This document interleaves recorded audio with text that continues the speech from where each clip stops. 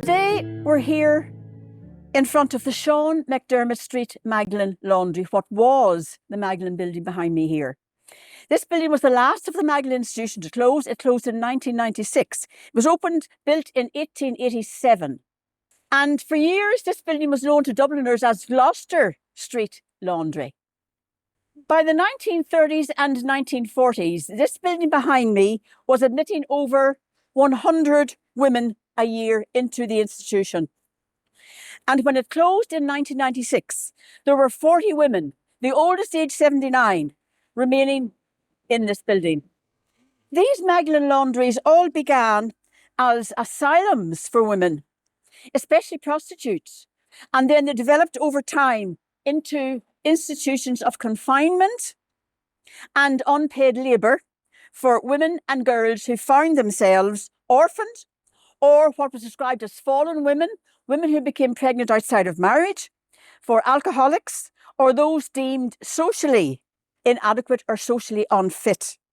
Females who didn't fit in and were unwanted, hidden away in harsh and degrading conditions, such as this place here behind me, where they were forced to do backbreaking work, unpaid work, in businesses run by religious orders, providing income and money for the orders, and laundry services for state-run hotels and businesses around the area here. More than 10,000 women and girls spent time in laundries like this one behind me here. And it was all about collusion between family and society, church and state. The women were taken in, their heads were shaved, they were given a new name, and they were set to work immediately, unpaid labour. They really were imprisoned. They were prisons, they were slave establishments.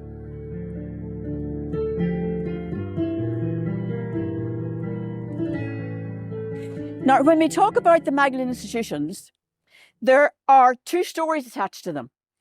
There is the story of the life these people had to endure when they were in here, how they were incarcerated in here. That's one story. But the other story is, where did this all start? All this misogynistic views towards women and fear of the feminine, this did not just start with the Magdalene Institutions. This misogyny has been trundling down through history for over the last 2,000 years. And where did it start? It began in the early Christian church, with the early Christian church fathers.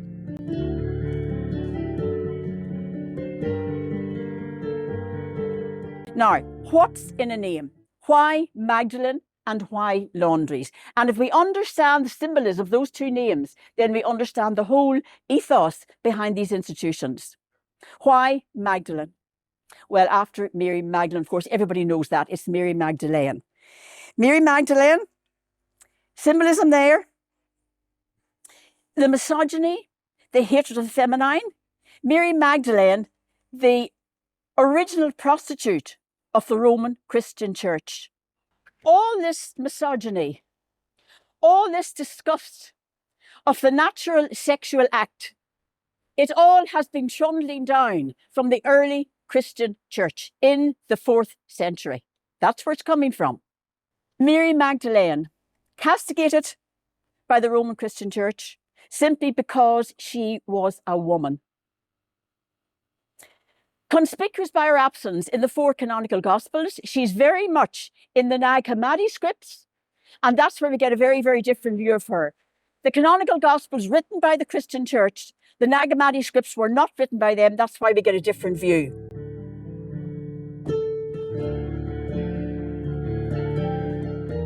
In the Nag Hammadi scripts, his name is Yeshua, not Jesus, it's Yeshua. And she was Miriam of Magdala, the companion and sexual partner of Yeshua. They were both members of the secretive Essene community, teaching and working in Jewish Palestine over 2,000 years ago. And in these Nag Hammadi scripts, in these Gospels, we get a very different view of Mary Magdalene. Let me read you something from them. Yeshua himself refers to her as the woman who knows all, and you make clear the abundance of the revealer. Mary Magdalene was the apostle to the apostles, explaining to them what they could not understand. She was the beloved of Yeshua, referred to in the Gospel of Philip as Miriam of Magdala, known as his companion. For him, Miriam is a sister, a mother, and a wife. And we also have this: Yeshua often kissed her on the mouth. That's testimony to their closeness. But we don't get any of that in the 4 church canonical Gospels. And in these Gospels as well, we get the misogyny of the other apostles and their hatred and their spite towards Mary Magdalene because she was a woman and because she was close to Yeshua. And I'll read you some of them as well. Gospel of Mary. And I quote, "They said to him, 'Why do you love her more than all of us?' And did he then speak with a woman in private without our knowing about it? Are we to turn round and listen to her? Did he choose her over us?" And in the Gospel of Philip, also in Agamatic script, we read, "And Peter added, 'How is it possible that the teacher talked in this manner with a woman about secrets of which we ourselves are ignorant? Must we change our customs and listen to this woman? Did he really choose her and prefer her to us?'" And in Pistis Sophia, another script from Agamatic, Peter stepped forward and said, "My master, we cannot endure this woman who gets in our way and does not let any of us speak, though she talks all the time." And Mary Magdalene saying to Yeshua, "I am afraid of Peter, because he threatened me and hateth our sex." And this was Peter, the first pope. Misogyny or what? So all this misogyny did not just start yesterday or recently. Mary Magdalene, a very different portrayal in the canonical Gospels from what we hear in the Agamatic scripts. And Yeshua praised her. "Well done, Mary, pure spiritual woman." Mary Magdalene was the star of the show. She was center stage. And the other male disciples just couldn't take it. They were jealous and angry. And that's a very different scenario about Mary Magdalene from the prostitute, the repentant sinner, depicted by the early Christian church. And also, if we look at Leonardo da Vinci's famous painting of the Last Supper, who is next to Yeshua in the center? It's Mary Magdalene. It's a woman. And all the male disciples are pointing towards her with their hand fingers angry, pointing at her. The hatred and the misogyny. Leonardo da Vinci knew something that he was trying to get across to us in his painting.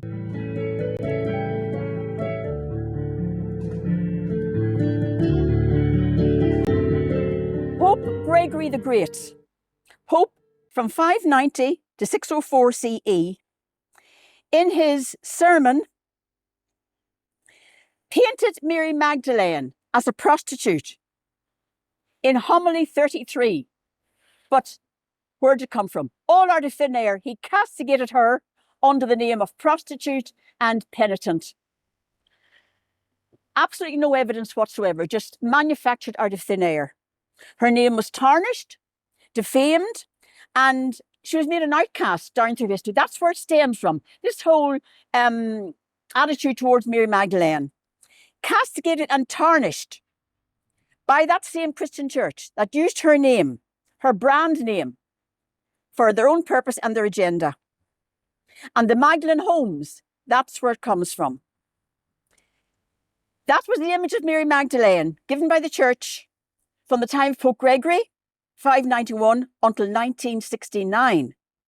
And then in 1969, the Vatican quietly, no song and dance about it, no big publicity, no big fuss, cleared Mary Magdalene of the condemnation of prostitution. And from now on, she was to be identified as the first witness to the resurrection. But that was simply a token gesture of recognition.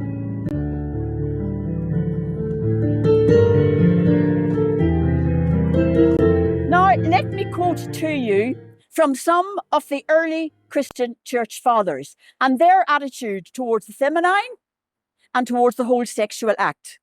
And these are their words, not mine.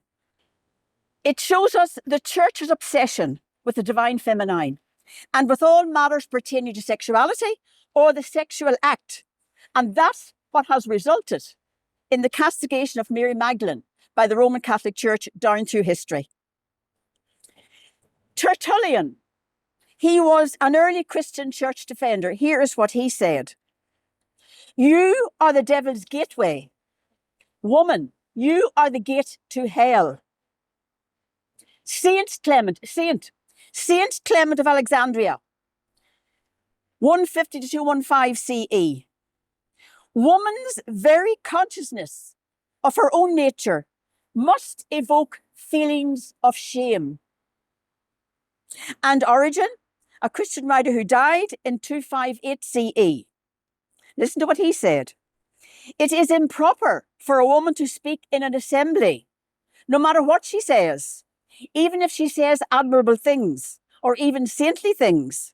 That is of little consequence, since they come from the mouth of a woman. Saint Jerome, women with child present a revolting spectacle. And Pope Innocent III, who died in 1216, listen to this. The sexual act is so shameful as to be intrinsically bad.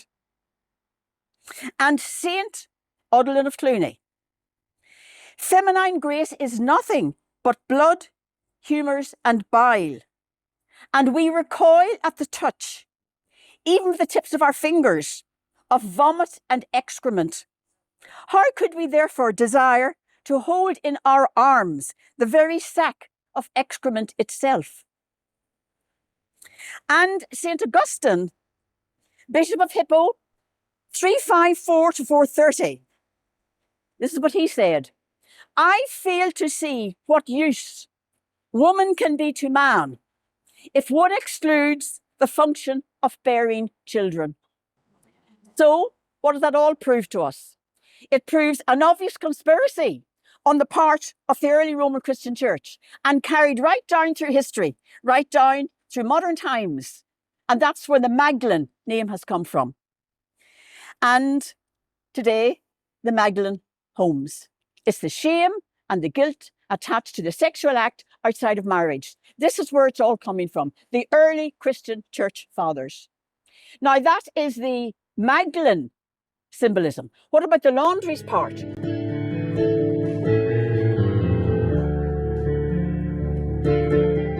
The word laundries, this too bore a special symbolism and significance. The cleansing of society's dirty linen paralleled the individual cleansing of these women, the dark stain on these women's souls, the cleansing of their guilt, hard labour, and the energy expended in washing, scrubbing, ironing, and folding laundry. That was all part of their punishment, part of their cleansing their own souls. So you can see the symbolism there. Cleansing the linen to purge their sins. Same way as you wash dirty linen, they were washing the stain from their souls. Cleansing, purging, redeeming. And today, what have we got? We've got the custom of churching.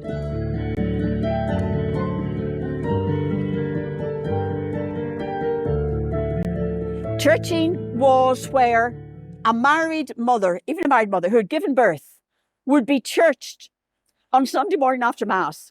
She would kneel at the altar rails, the priest would come out and bless and cleanse her because she had defiled her body in giving birth. So you see, it's the same attitude still trundling down through history. So you can see very clearly that the denigration of the feminine, it's a church thing. It's a Catholic church thing. And the Magdalene Institutions in Ireland, they were a Catholic church thing. And the collusion between family, church, state and society, that's how they were able to exist in Ireland long after Magdalene doors had closed in other countries.